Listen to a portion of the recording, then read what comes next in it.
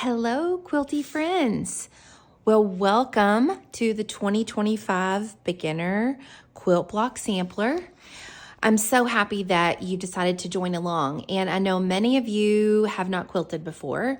Maybe you've sewn a little bit on your sewing machine, maybe garments. Maybe it's been since you were in high school that you used a machine. So what we're going to do this year is each month we're going to make a simple quilt block. I have picked all blocks that are simple.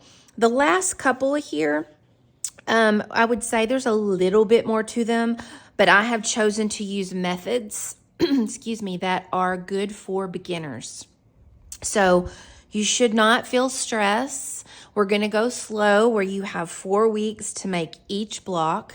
And by the time we get to the end of the year, which is December, you will have made all 12 of these, and you'll be able to sew these into a full quilt top and then into a full quilt. So what will happen is for this month, you're actually getting the full picture of the quilt, and you're also getting the fabric requirements. So the fabric requirements are listed here in the download. And so if you are finding this video on YouTube and you're like, what is this beginner quilt block sampler? This is an event I'm hosting for 2025. And so these individual block patterns are only available to those who have signed up for this free event. But I will say this pattern will be available for purchase in January of 2026. So after all of us, there's over 600 people that have signed up to make this beginner quilt sampler together. For those of you that may be finding this video later on and you want to make this quilt as a beginner quilter, you can go on my website in January of 2026 and you can purchase this to be able to make this. And then you'll have all these videos. You'll have 12 videos this year as part of this series to help you work through these blocks if you're doing this on your own. For the rest of you that are watching this tutorial that have signed up for this beginner quilt block sampler series, welcome. I'm glad you're here. Maybe you had a friend invite you. Maybe a friend is doing this with you because they're a quilter and they want you to be part of the quiltiverse. I'm happy you're here. I hope you catch the quilty bug like I have. If you watched the other tutorial on beginner quilter tips that I've put in the pattern, there's a QR code that you can scan and it will take you through a lot of the basics that you need to be able to quilt. I talk a little bit about sewing machines and rulers and rotary cutters. So if you've never quilted before, make sure you watch the video. There's a QR code and a link in here for you to look that up and kind of look at what you need to be able to make this quilt. You've got the whole month to figure out what fabrics you want to use and to figure out, what tools you might need that you don't have. So you've got plenty of time. So I don't want you to stress out over that. Okay, so now we've gotten all of that out of the way. What will happen is each month you will get a pattern from me that will be the pattern for that month for the quilt. It'll have all of the cutting instructions. It'll have the size of the fabrics you're going to cut, and you'll have that full month to make it. And then you can take a photo of that finished quilt block. So our January quilt block is this 4-patch right here, super simple. And you can use the hashtag beginner quilt sampler. And I'll make sure to share that on my social media for all of you that are part of this event for 2025. So I want to share with you really quickly the fabrics I have chosen to use. I am a new Benartex designer, and my first collection won't come out until the fall of 2025, but I have decided to use the solids line until then of Benartex Superior Solids. So these are all Superior Solids. If you're wondering what colors, the pattern is written with these colors, but you can substitute the pieces because they're labeled fabric A, B, C, and D, and background. So you can decide which colors you want to take the place of the colors that I'm using.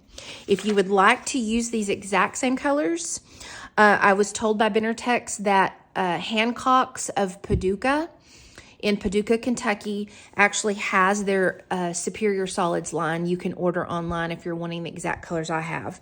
So I've got terracotta, which is number 99. I've got teal, which is 86. I've got blush, which is 2. And vanilla is my background color, which is 74, which will be what you see here in the background. And then for my binding, I'm also going to use blush. So those are the fabrics I'll be using for my full quilt. I'll be making each block with you once a month, and then before you know it, December will be here and you will have sewn all of these blocks. And then we'll talk about how to sew the sashing, which is the material that needs to go around and in between the blocks. And then you will have a quilt top, and then we'll talk about how to sandwich all that together. You can quilt it and you'll have your first quilt. So easy peasy. I'm all about showing you each month on the video how to make each block. So this month is January, and we're gonna make the 4-patch. So what I'm gonna do first is I'm gonna talk to you about cutting the fabrics and how you do that from yardage. So this is yardage that I've purchased. Now I went ahead and purchased all of the fabric needed for this full quilt, which is in the fabric requirements here in the pattern. It tells you how much you need. And then I've got it all. And so you may want to go ahead and buy all your yardage and pick what colors you want, what 4 colors that you want in yours. And if you've quilted before and you're not brand new at this, you may want to make yours scrappy. And so you can get in your scrap bin. And what that means for those of you that are new is we have these bins. Let me pull one out for you of mine. We have these bins full of scraps that are left over from other quilts we've quilted. So we may dig into our bin and be like, oh, I need a 4x4 square. And you can just pick one and make what we call a scrappy quilt. That's up to you. Maybe you've got a quilter friend that has said, here's a whole bag of fabric scraps for your first quilt, and they've given them to you. If so, that's what that means by scrappy. So you won't be cutting yardage if you're doing scrappy. You'll actually just be following the cutting requirement directions in here from those scrap pieces of fabric. Okay, so now that we've got that out of the way, we're actually going to talk about how to cut our fabric for our first block of January, which is the 4-patch. What you'll want to do is you're going to want to get your 2 fabrics that you're going to want to use for your 4-patch. So for me, I'm using the terracotta and the teal. So you'll want to get those ready, especially if you have yardage. I'm going to show you how to cut from the yardage using a rotary cutter, a cutting mat, and the ruler. Now you saw me mention these things in the tips for beginners in the tools that you needed. So make sure you watch that if you haven't. I'm also going to talk to you a little bit about labeling your fabric, which is important. Make sure you read this. As a quilter, as a new quilter, oftentimes after you've been doing this for a long time, you may just skip reading like the before getting started of patterns. It's really important that you read through an entire pattern before you start, because there's methods, different teachers, we all have different methods of showing how to make certain blocks or cut things or do things a certain way. And at the end of the day, you pick what works for you.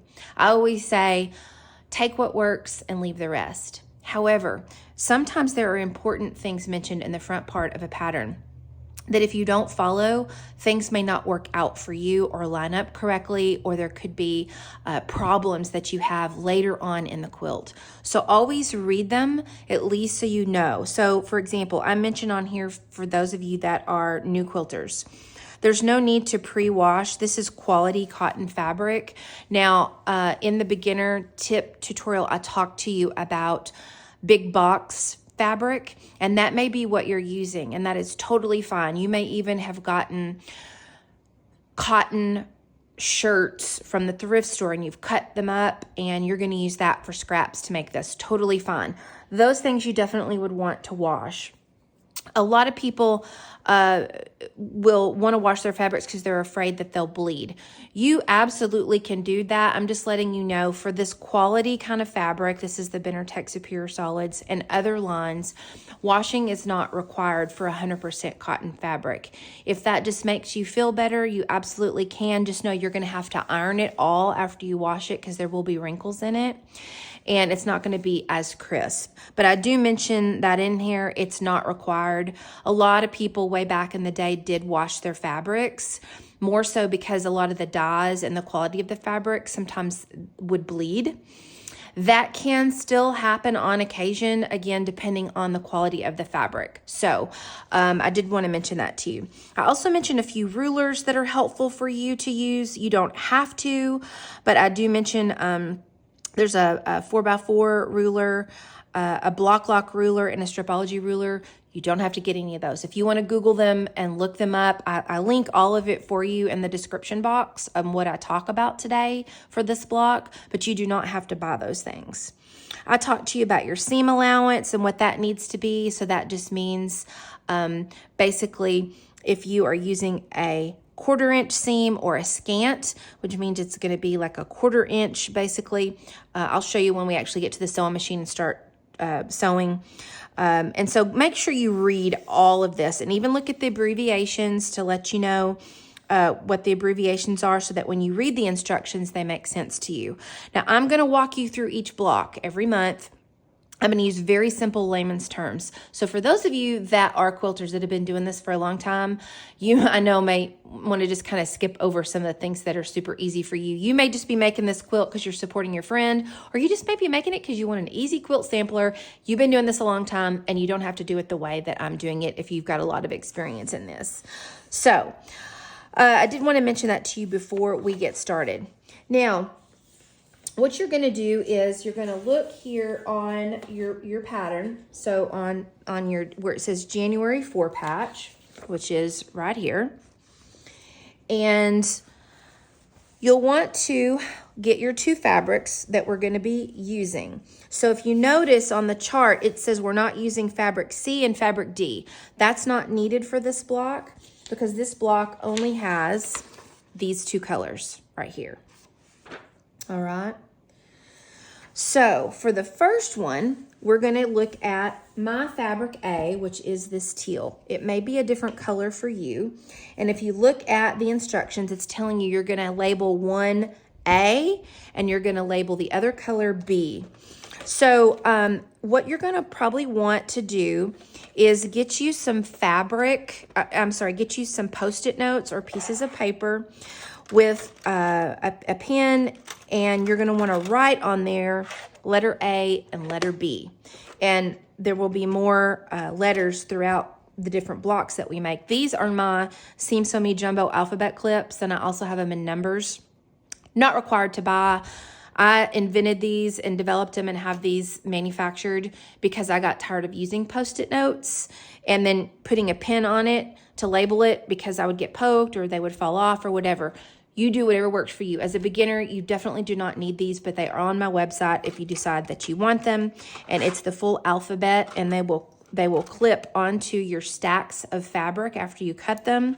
They'll clip up to 1 inch thick of fabric. So again, not necessary, but I use these. I developed them because, like I said, there was nothing else out there on the market like it, and they're durable. You'll only have to buy them once because they don't break, and you're good to go. So whatever you're going to use to label your A and B fabrics, get those out, your Post-it notes or your pens that you're going to, if you want to pin your Post-it notes to there, that'll work too. Okay, the first thing we're going to want to do, especially if you're cutting from yardage, but even if you're cutting from something else, is you heard me mention in the beginner tip tutorial about using starch. It will help you in the long run have everything line up better. Your points on your blocks show up better. It's just a all around better process. So I am a big starch user, and this is not scented and it doesn't hurt the environment. So I very much like, this is the Magic Quilting and Crafting Spray, and it's in a mist bottle so that it sprays evenly. So I have just taken all my yardage over here. I'm not going to iron this whole thing right now for the video, but I will be pressing all of it before I cut my strips or fabric each month, because I'll be cutting from this whole amount of yardage. I think it was like 3 yards. I can't remember. I'd have to go look. Maybe it was a yard and something. I'll just be pulling this out every month when I make the block, and I'll be cutting from it. So the first thing that we're going to do is you're going to want to starch your fabric before you cut it, okay? And again, you don't have to. I am definitely not a believer in the quilting police, And like I said, I say use what works and take the rest, but I like to share at least what I have found works well for me for the least frustration, especially if you're a beginner. I only started quilting 5 years ago, and I have absorbed every possible tip I think I can come across, and I usually try them all, and then I just take what works, and what doesn't, I leave the rest. So I don't know if you can see that. Do you see how crisp that is now that I have starched that? Yeah. So I go ahead and starch that, and I'm going to starch the back side as well. And this will just help you again with your cutting.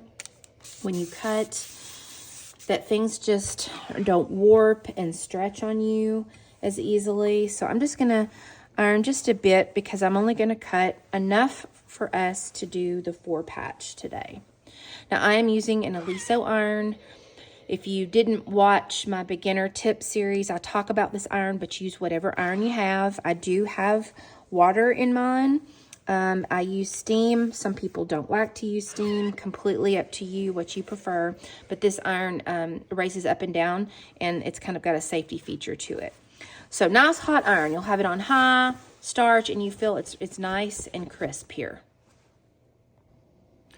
Okay, so we're now back at our cutting mats, and depending on what size cutting mat you have, I talked a little bit about those, you may have to fold your fabric over again.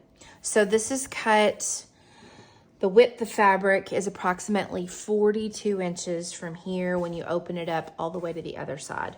When you fold it over, it's approximately 24 inches width of fabric. That's what WOF means, width of fabric. And so when you have it folded in half like this, you're able to cut your strips of fabric on your cutting mat.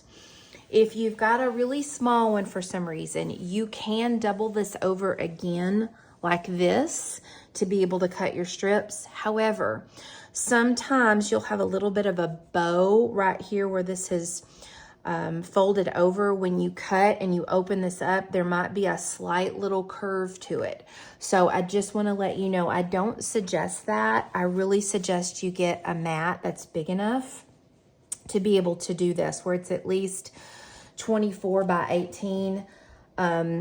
If you're a beginner, if you think you're going to want to do this more, or you could even borrow a mat, the 24 by 36 is ideal. So as you see here, when they cut this fabric from the yardage, it's all just kind of whomper-jawed, right? It's just kind of like, rah. So what we have to do is we have to cut a crisp edge just to clean it up so that we actually will be able to cut our strip according to the pattern the way we need to. So I've got this lined up here. I've got my Stripology ruler. This is the 6 by 24 inch ruler. This is the ruler you would want to start with as a quilter, and I mentioned that in the beginner tip. This one will help you do basically just about everything. And I'll have to scoot this down just because the camera tripod leg is in the way a little bit. So I'm going to move this down slightly. And it looks like I can start right about there. And I'm just going to cut me a clean edge.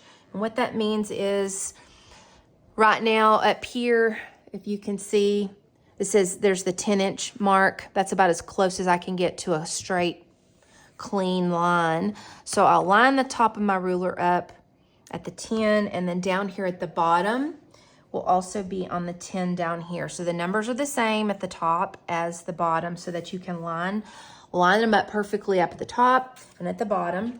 I've got my rotary cutter. You can wear a glove if you want one to help prevent possibly cutting yourself. They also have these little handy suction cups that will stick to your ruler, and you can hold that down if you want to as well, but you don't have to. So a little tip for you is, if you're using your hand, put your pinky on the outside of the ruler. That will help prevent it slipping. Now, with the Creative Grids rulers, there's grippy on the back, so it keeps your ruler from shifting so much. Some of the others can be completely slick and they might slide easier.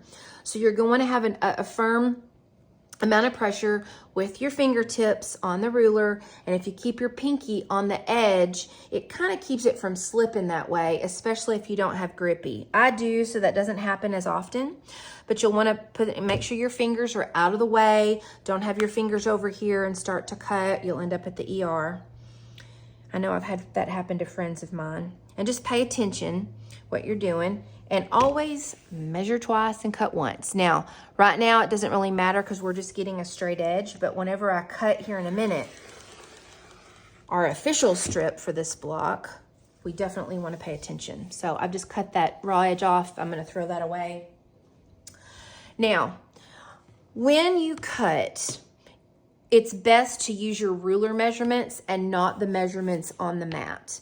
The only exception to that is if for some reason, say you're cutting a strip of fabric that's like 12 inches wide and your ruler doesn't go 12 inches, then you may have to use the measurements on your mat. So this is at the 10, you would be going down to 20, 21, 22, and I would be cutting at the 22 mark and using the measurements on my mat. But typically, as a quilter, these are more accurate to use the measurements on your ruler. So that's what we're gonna do on this one. The strip that we're gonna cut, we're able to do that with this ruler. So you're gonna look, you've got all these numbers on here, and you'll wanna get familiar. That's why I suggest that if you wanna use scraps, you may wanna do that since this is your first time, because mistakes can happen, and they even happen to me. So what you're going to want to do is line this up, and we'll double check this. Just double check. This ruler is a 6.5 inch ruler. Sorry, it's 6.5 inch ruler by 24 inches. So we're just going to line the very edge of our fabric up on this ruler. Okay, it's perfectly lined up on this side. And I know that this right here is 6.5, okay? This full ruler is. So as long as I have this lined up on the edge perfectly, then I know all I have to do is cut on this side of the ruler. So we'll go ahead and cut our strip.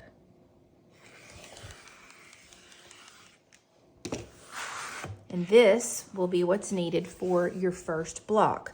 Now you're gonna have leftover fabric that we're gonna be using for future months and future blocks. So make sure you save this and don't throw this away, but that's gonna be our first strip.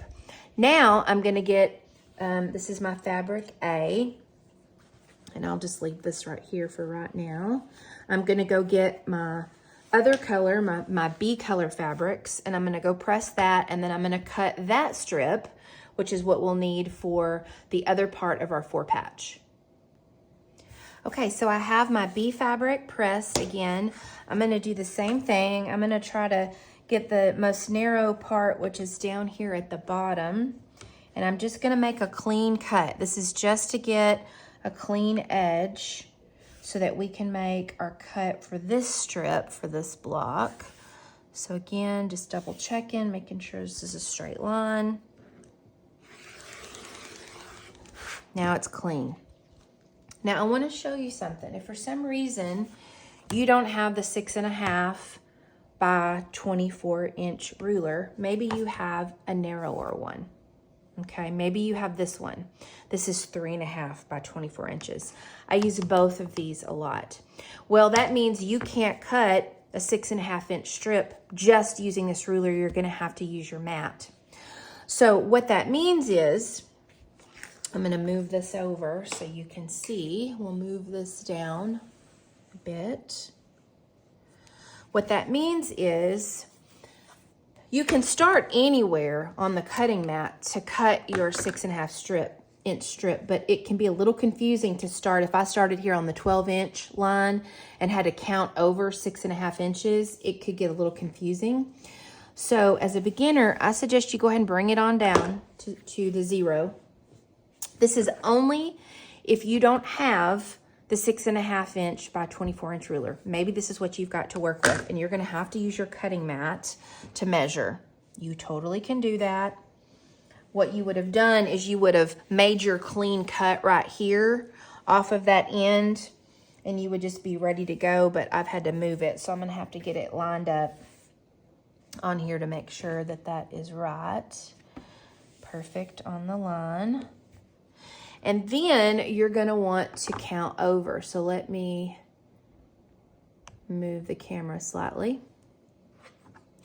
So you're gonna count over, and you can see up here where the numbers are, and then down here where the numbers are. So we're gonna count over all the way to 6, and then my mat has the 1/2 inch. Now, all mats are different, but you'll wanna get familiar with where your cutting numbers are. I love this mat. This is the Riley Blake mat. It's black on the back and white on the front because it actually tells me where is the 1/4 inch, the 1/2 inch, and the 3/4 inch. Let me zoom in here for you so you can see that here. It actually shows 1/4 inch, 1/2 inch, 3/4 inch, and then it goes to the inch and then so forth. It even says 1/8 of a yard, 1/4 of a yard. I love this mat because it's cut everything spelled out for me, but that may not be the mat you have, and that's totally fine. I just wanted to show you what was going on here. So I'm gonna look down here, and our strip is 6.5 inches. So if I had to use a smaller ruler, I'm going to find 6.5 inches up at the top and 6.5 inches at the bottom here. There we go. We'll move that back up so you can see. And I can make the cut this way without that larger ruler. So you can still do it this way. And there is our other strip. So we've got our A strip here, and now we've got our B strip, and we're gonna do something called sub-cutting. So this is your main strip if you looked at the pattern, and it tells you to cut one strip from each of your colors, A and B, and then it's gonna tell you to subcut 2 squares from each of these colors. So that's what we're gonna do next. Okay, so we've got our 2 strips. Now we're gonna lay our strips this direction on our cutting mat. And you can see here, this is called the selvage.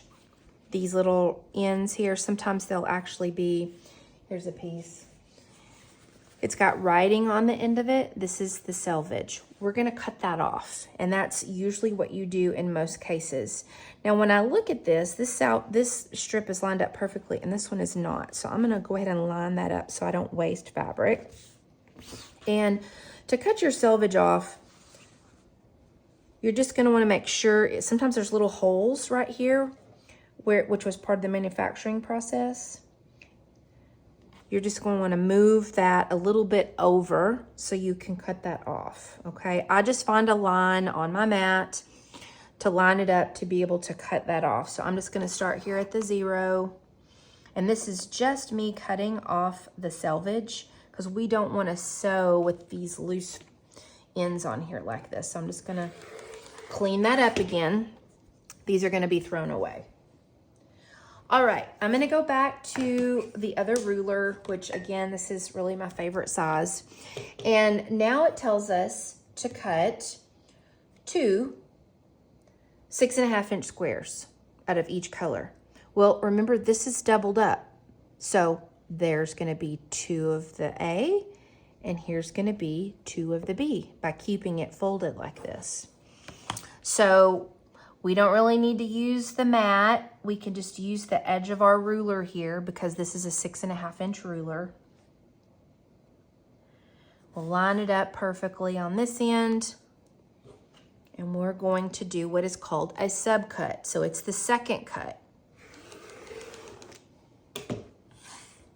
And this is leftover that you'll save for future blocks, so just put that aside. And now we have 2 A squares, and we have 2 B squares. So you have officially cut your first pieces of fabric if you are a beginner quilter. So we're going to set this aside. Now, before we sew this together, I want to show you something. If you are using scraps, maybe you had some scraps, you found some scraps, someone gave you some scraps. I'm going to set these aside. I want to show you this is a scrap from my scrap bin. I didn't cut this recently. It was just in my scrap bin. I don't even know what size it is. So I'm actually going to look at it, and I'm going to clean up the end again here. So I'm just going to line that up here on one of the lines just to clean up that end. It only needs just a little bit of cleaning up, not a lot. I just moved it. Let me move that over. Sometimes it'll shift a little bit. So you're going to do the same thing. Get that lined up. I'm just cleaning off the end. So if this was your scrap fabric and you had a long enough piece, you could go ahead and cut your 6.5 inch strip like this. Zip, just like that. Cut the strip just like that. And there would be your piece. Even though this is scrap, it doesn't come all the way to 24. You could still do that. You would turn it this way and then cut your 6.5 inch. You could fold it over and do it this way after you cut your selvage off. Cut, and you'd have your 6.5 inch squares this way.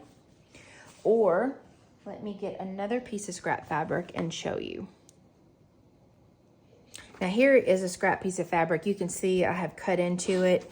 So if I wanted to be able to cut this, I could go this direction. This is ombre, and cut my strips.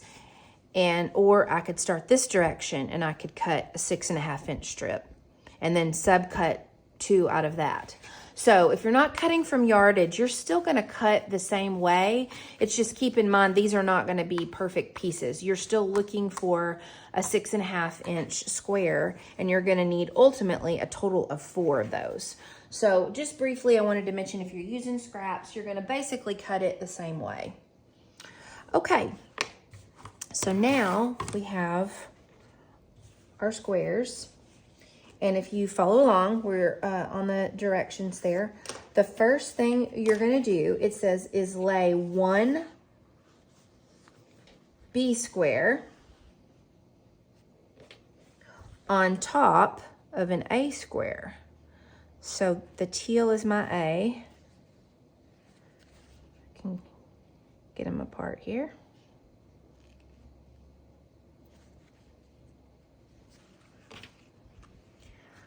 So again, this is why labeling can be really good. This is my A, this is my B. So I'm gonna lay 1 B square on top of 1 A square, just like this. Okay. It's all lined up. I've got them all lined up here on the sides. And we're doing it right sides together, okay? So I have solids, and for these solids, it doesn't really matter. You can't tell the front and the back. But if I was using printed fabric, then let me show you on this one, on these scraps here, what it means right sides together, which the acronym is RST. So you can see this is the right side and this is the wrong side. Or I like to say the pretty side, the ugly side, okay? So when you see place them right sides together, if you're not using a solid and you're using a print, that's gonna mean that it's right sides together. The right side's up and the right side is down on top of it.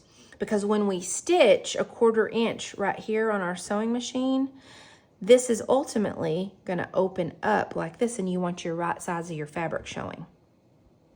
So as a beginner quilter, it can be simpler to sew with solids, but they may not be what you have. So that's always what right sides together mean, is the 2 pretty sides are facing each other. So we've got those laid up here like this. And you may want to pin.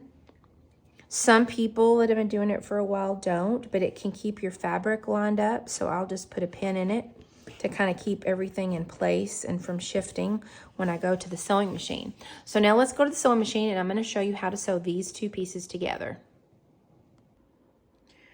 Let's look at the sewing machine for a moment. Now you are probably sewing on a different machine than me, but I'm sewing on a straight stitch, all metal, very simple machine. And I like to sew with a stitch length of about a 1.9, 1.8, definitely a 2 or less.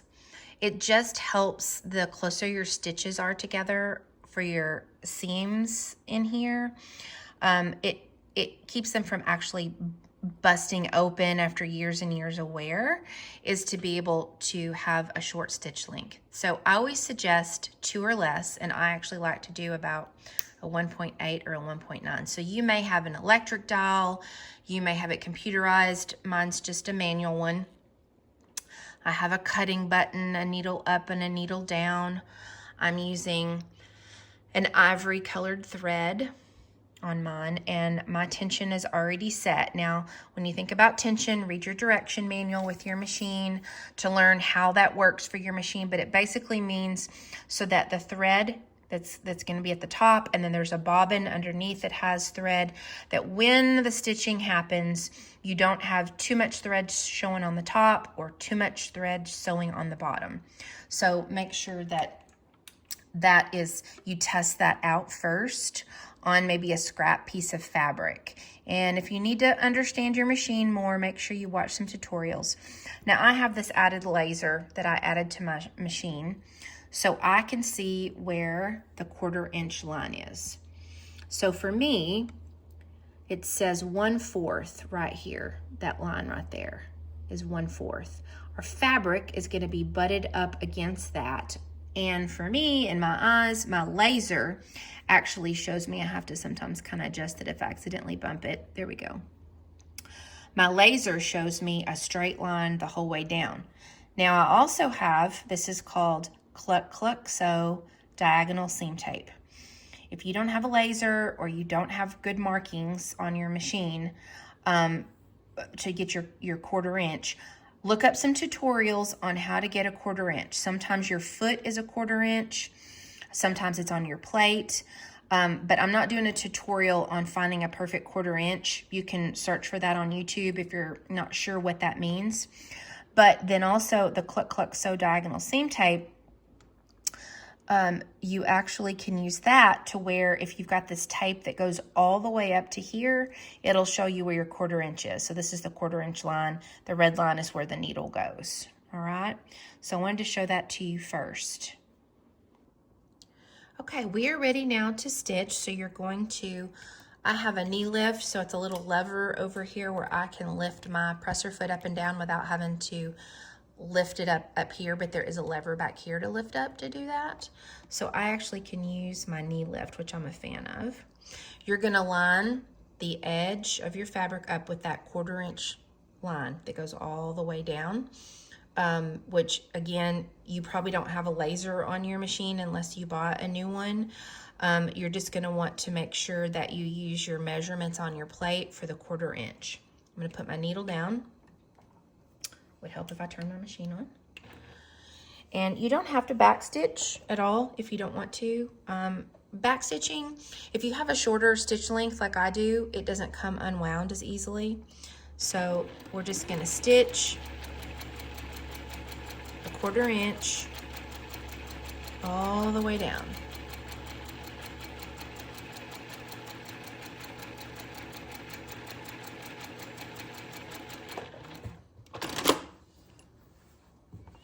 And this is a 1/4 inch seam. So what that's saying is it's a 1/4 inch from here to here. Now, if we want to check that, I've got a little ruler here. And we're able to put that right up there on it. And that is a 1/4 inch. So you can see that. And you may want to get you a little ruler to be able to measure. You could use the 1/4 inch seam on one of your other rulers, but I keep this kind of handy. And I can see that that's a 1/4 inch there. Now, I want to show you something.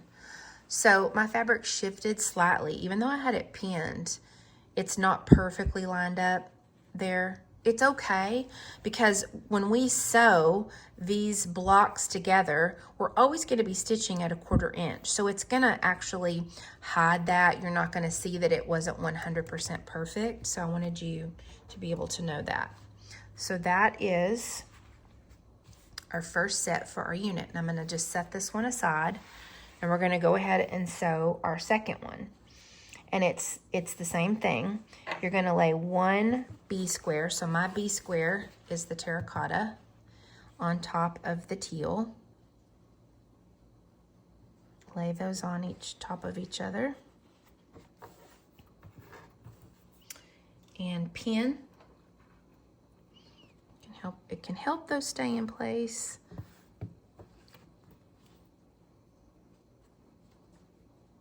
Moved it just a little bit. There we go. And you can pin it. I'm not going to, but I suggest probably, you may want to if it might shift a little bit. And then we're going to sew 1/4 inch. I'm just following that 1/4 inch line the whole way. Now I also have a 1/4 inch foot. This foot here, when I start sewing on the very edge of it, measures 1/4 inch. There we go. There is the second unit. So we now have both of our units sewn together. So we're going to go to the pressing station, and I'm going to show you what to do next. Okay, the first thing we're going to want to do is set our seam. And what that means is you just set the iron on top of the seam that we just sewed together, and it kind of warms those fibers up, so that when we open up our fabrics, which for me, it says press towards the A square. This is my A. So I'm going to be pressing towards the A. So open it up and press towards your A. And what you want to do is when you press, you're not going to be moving your iron around like this. It'll warp your fabric. You're just going to gently kind of bump up against that seam there to where you get it fully opened, and you just kind of press. Just kind of press like this to flatten that seam out. And you can use some more starch. I find the more starch I use, the flatter my seams get. I'm just going to press that completely open and flat. And you can see it's nice and stiff. And so you see we have pressed this over completely. If you're not careful, some of this fabric can still be bunched over on this side, and you won't have pressed it open completely. So just double check on that. So we'll set that aside. Press our seam. And I am supposed to press towards my A fabric. And my A fabric happens to be my darker fabric, which usually people will press to the dark side, just so that dark fabric doesn't show on the other side. So I'm just gently kind of bumping the nose of my iron up to that seam, and then I'm just going to press. Just kind of gently lifting my iron up slightly and pressing. I use some more starch. Make sure that seam's open and nice and flat. And then we have our 2 units.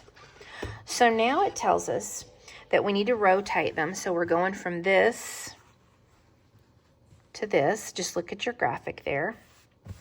And what we're going to be doing is sewing this to this unit here to make our 4 patch.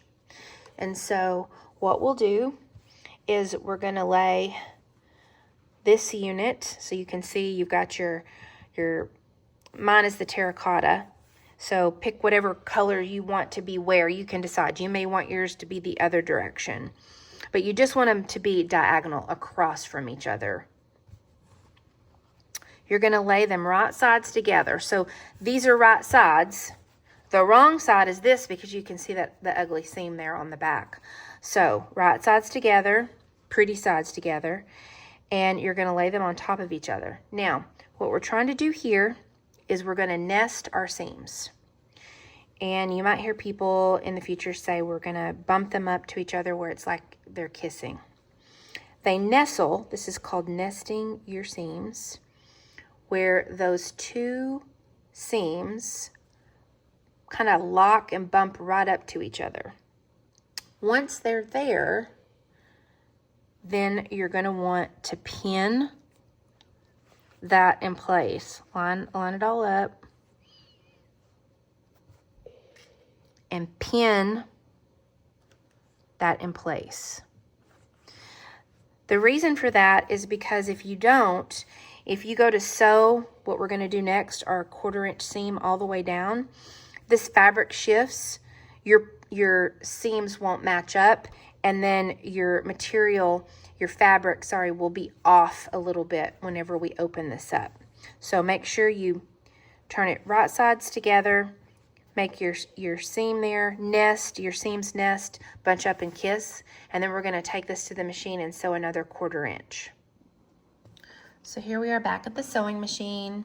I'm going to turn it because we're going to actually be sewing the top to the bottom. There's my seam that's nested. We'll put this underneath the machine here.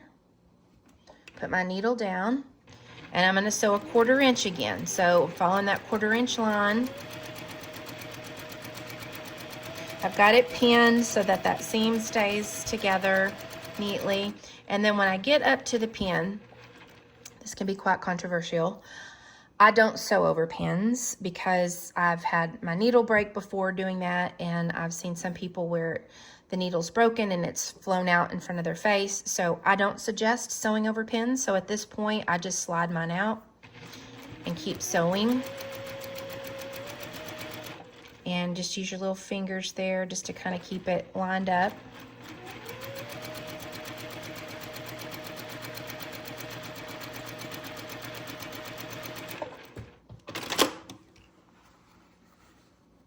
And there we go. You've sewn that together. Now we're going to go back and press. Okay, we're back here at the pressing station. So I'm just going to set that seam. We're going to open it up.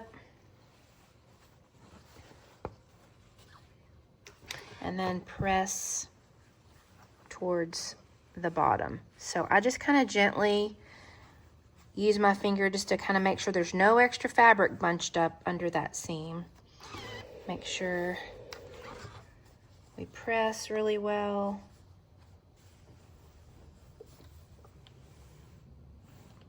And again, it's not a back and forth movement really hard because you can warp your fabric.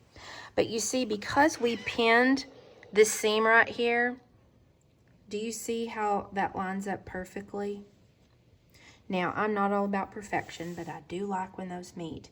If we had not pinned this, it could have shifted where that point was like over here and this point was over here. So that's really the point of nesting those. And pressing does make a difference with how those nest, and also pinning. So I'm giving you tips that I've found helpful over the years in my blocks turning out more precise. And the reason you really want them to turn out to be the right size is because when we sew this to the sashing and then to another block, if they're off, then things are not going to line up throughout the whole pattern. Okay, quilty friends, if you are new to quilting, you have just made your first quilt block called the 4-patch, and it's all ready. So congratulations on your first block. Next month in February, we will work on the railed fence block, which will be this one. So you'll want to be on the lookout in your email on February 1st for the video tutorial and the pattern to be able to make February's block. So until next month, quilty friends, make lovely things. If you're already a quilter, and if you're not, I can't wait to see you then.